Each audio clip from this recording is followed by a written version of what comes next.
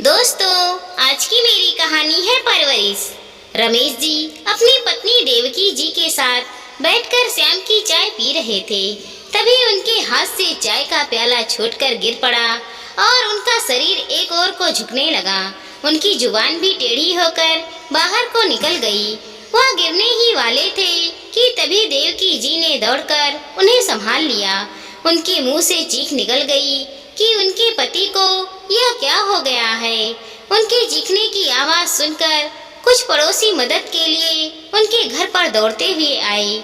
एक पड़ोसी ने अपनी कार निकाली और तुरंत ही रमेश जी को अस्पताल पहुंचाया गया। अस्पताल पहुंचने के बाद पता चला कि रमेश जी को लकवा मार गया है। ऐसे में देवकी जी के प्राण ही सूख गए, क्योंकि वह अपने पति से बहुत प्यार करती थी। बुढ़ापे में उन्हें वैसे भी डर लगने लगा था कि कब कैसे क्या हो जाए, लेकिन उनके पति को ऐसी तकलीफ हो जाएगी उन्होंने कभी सोचा नहीं था। उनके पति रिटायर हो चुके थे और उन्हें पेंशन मिलती थी, जिनसे उन दोनों का गुजारा आराम से हो जाता था। देवकी जी के 3 बेटे थे, जो अलग अलग शहरों में अपनी पत्नी और बच्चे के साथ हंसी खुशी से अपनी जिंदगी व्यतीत कर रहे थे।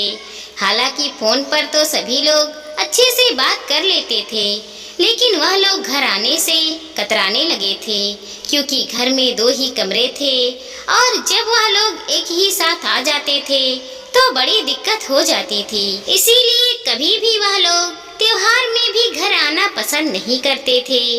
और जब भी देवकी जी उन लोगों को मिलने के लिए बुलाती थी तो हर बार उन लोगों के पास बहाना तैयार रहता था कि माँ अभी ऑफिस से छुट्टी नहीं मिल रही है। कभी बच्चों की पढ़ाई का बहाना तो कभी पत्नी की तबीयत खराब होने का बहाना। देवकी जी भी धीरे धीरे समझ गई थी कि बच्चों की अपनी जिंदगी है और वह अपनी जिंदगी में मगन है, तो फिर उन्होंने भी बच्चों को परेशान करना छोड़ दिया था और अब वह उन्हें अपने पास आने के लिए नहीं कहती थी। जब बच्चे फोन करते थे तो वह फोन पर अच्छे से बात कर लेती थी, उनके लिए इतना ही काफी था। लेकिन आज जब मुश्किल घड़ी आई थी और उन्होंने अपने बच्चों से बात की तो बहुत जोर देकर उन्होंने कहा कि एक बार आकर अपने बाबूजी से मिल लो। अब बच्चों के मन में पता नहीं क्या आया कि वह सभी लोग एक साथ ही घर पर पहुंच गए। 2 कमरे का मकान था तो पूरा घर भर गया था। अब एक कमरे में तो देवकी जी अपने पति के साथ थी, वह बिस्तर पर पड़े हुए थे तो देवकी जी ही उनकी देखभाल कर रही थी। दूसरे कमरे में बच्चों के रहने की व्यवस्था कर दी गई और बाकी सभी बेटे और बहू हॉल में गद्दा बिछाकर किसी तरह एडजस्ट कर रहे थे। उन्हें यहाँ पर आए हुए 4 दिन हो चुके थे और अब सभी लोग वहाँ पर बहुत परेशान हो गए थे, क्योंकि किसी को भी ठीक से सोने की जगह नहीं मिल पा रही थी। सारे बच्चे आपस में बैठकर दिन भर पता नहीं क्या क्या बातें करते रहते थे। बहुओं ने रसोई संभाल ली थी तो देवकी जी को बस अपने पति का ही काम करना पड़ रहा था। एक दिन देवकी जी को रात को नींद नहीं आ रही थी और उन्हें बहुत जोर से प्यास लगी थी। उनके कमरे में पानी खत्म हो गया था तो वह पानी लेने के लिए अपने कमरे से बाहर निकली। तभी उन्होंने देखा कि सभी बच्चे आपस में बैठकर खुसुर पुसुर कुछ बतिया रहे थे। उनके कदम रुक गए, क्योंकि उनका बड़ा बेटा कह रहा था कि ऐसी हालत में माँ अकेले सब संभाल नहीं पाएगी। अगर उन्हें यहाँ अकेला छोड़ दिया गया तो कोई रिश्तेदार यहाँ आकर माँ को चिकनी चुकड़ी बातों में फंसा लेगा। बाबूजी की सेवा का नाटक करके कहीं कोई ये घर और जमीन हड़प ना ले और अम्मा बाबूजी को एक साथ अपने घर में रखना हमारे बस की बात नहीं है। बड़ी बहू कहने लगी, हम माँ जी को अपने साथ लेकर जाएंगे, क्योंकि ये घर का काम कर सकती हैं और तुम लोगों को तो पता ही है कि हम दोनों जॉब करते हैं, तो पीछे से घर का काफी सारा काम ऐसे ही पड़ा रह जाता है। बच्चों को संभालने में भी दिक्कत होती है। माँ जी हमारे साथ रहेंगी तो हमें दिक्कत नहीं होगी। इसके बदले में हम माँ जी बाबूजी की देखभाल के लिए थोड़ा ज्यादा रुपए दे दिया करेंगे। इस बात पर सबकी सहमति मिल गई थी अब देवकी जी का फैसला तो बच्चों ने कर लिया था, लेकिन रमेश जी के बारे में बात करते ही सब बच्चे इनकार करने लगे और कहने लगे, बाबूजी तो बिस्तर पर हैं, उनकी सेवा कौन करेगा। फिर काफी बहस करने के बाद दोनों बेटों ने 6-6 महीने के लिए बाबूजी का बंटवारा कर लिया। देवकी जी अपने पति से अलग होने के ख्याल से ही तड़प उठी और उन्होंने बच्चों को सबक सिखाने के लिए एक निर्णय लिया और फिर उन्होंने रात को ही अपने सभी बच्चों को अपने पास बुलाया।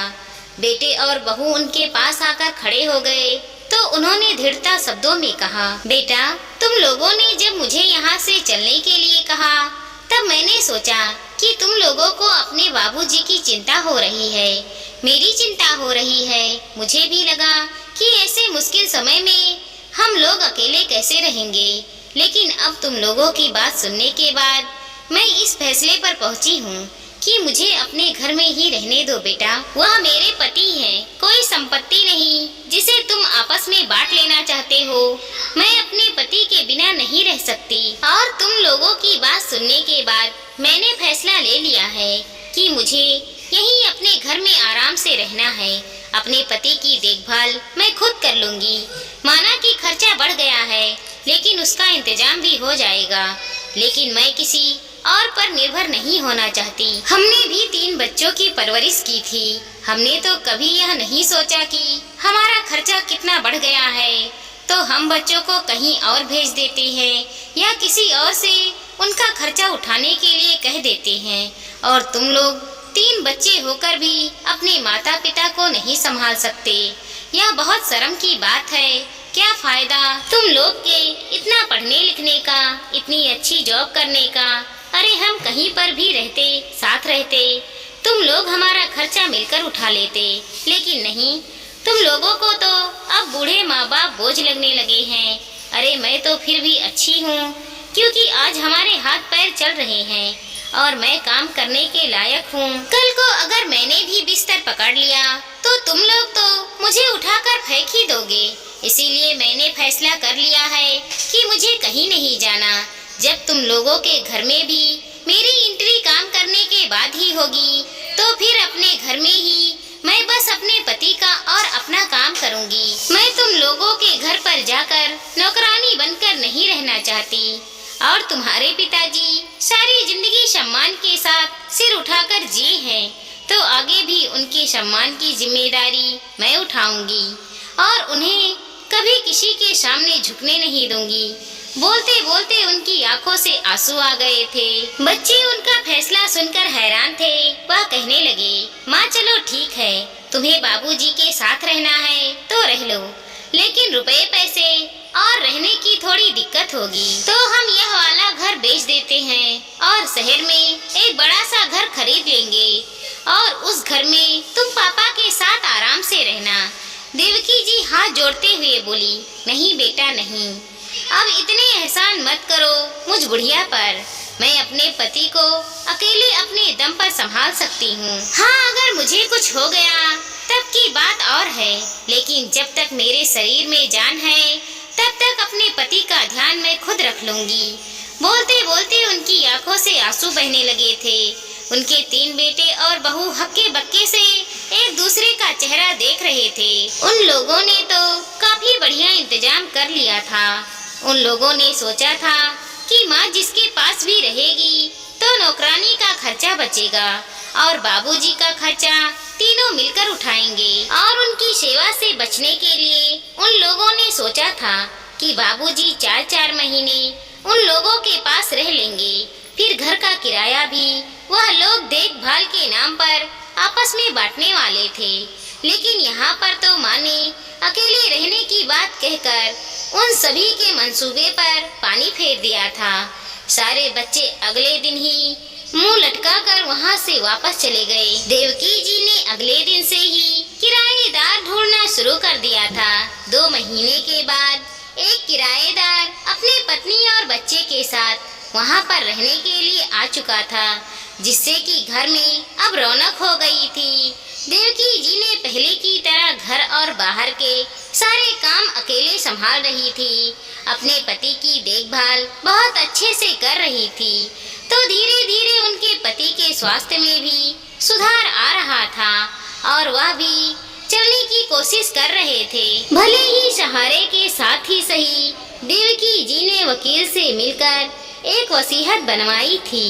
उनके अनुसार आगे उन्हें कुछ हो जाता है तो उनके पति की देखभाल एक वृद्धा आश्रम में होने वाली थी और बाकी सब कुछ भी वृद्धा आश्रम में ही दान में चला जाने वाला था। लेकिन इसकी नौबत नहीं आई, क्योंकि 2 साल के बाद उनके पति धीरे धीरे चलने लगे थे और उनके स्वास्थ्य में भी काफी सुधार आ चुका था। फिर भी देवकी जी ने अपनी वसीयत नहीं बदलवाई थी और अब तो रमेश जी ने भी बच्चों की सच्चाई जानने के बाद फैसला कर लिया था कि अगर उन दोनों में से किसी को कुछ भी हो गया तो अकेले रहने की बजाय वह वृद्धा आश्रम में रहने के लिए चले जाएंगे और अपना सब कुछ वृद्धा आश्रम में दान कर देंगे, क्योंकि ऐसे नालायक बच्चों को कुछ भी देने से अच्छा है तो वहाँ पर दान देना सही था जहाँ पर जरूरतमंद लोग थे। वैसे भी उन्होंने अपने जीवन काल में अपना सब कुछ अपने बच्चों पर निछावर कर दिया था। उन्हें आगे बढ़ाने के लिए खुद खाली हाथ रह गए थे, तो उन्होंने तो अपने बच्चों के प्रति अपना फर्ज अच्छे से निभा दिया था और अब बाकी की बची हुई जिंदगी वह खुद के लिए जीना चाहते थे। ऐसे समय में जब जीवन साथी को एक दूसरे की सबसे ज्यादा जरूरत होती है, वैसे समय में कभी भी पति पत्नी को एक दूसरे से अलग नहीं करना चाहिए। दोस्तों, अपने माँ बाप हमें जीवन देते हैं, अपने माँ बाप का दिल दुखाना नहीं चाहिए। बुढ़ापे में उन्हें अलग अलग करके उनके दिल को ठेस पहुंचाना नहीं चाहिए। अपने माँ बाप को अलग अलग करने के बारे में सोचते हैं, वही अगर खुद की जगह पर रखकर सोचो तो क्या आप अपने जीवन साथी के बगैर बुढ़ापे में जी पाएंगे? बुढ़ापा एक ऐसा सच है जो जीवन काल में हमेशा सब पर बीतने वाला है। फिर हम अपने माँ बाप के बारे में क्यों नहीं सोच सकते, जिसने हमें जीवन दिया है, पाला पोसा है। अब हमारी बारी आई तो हम पीछे क्यों हट जाते हैं? दोस्तों, अपने जीवन काल में माँ बाप की सेवा से बढ़कर और कोई सेवा नहीं है। माँ बाप की सेवा करें, खुश रहें। दोस्तों, हमारी इस छोटी सी कहानी को लाइक करें, शेयर करें और चैनल पर नए हैं तो सब्सक्राइब करें। साथ ही साथ मिलते हैं अगले वीडियो के साथ। तब तक के लिए धन्यवाद दोस्तों।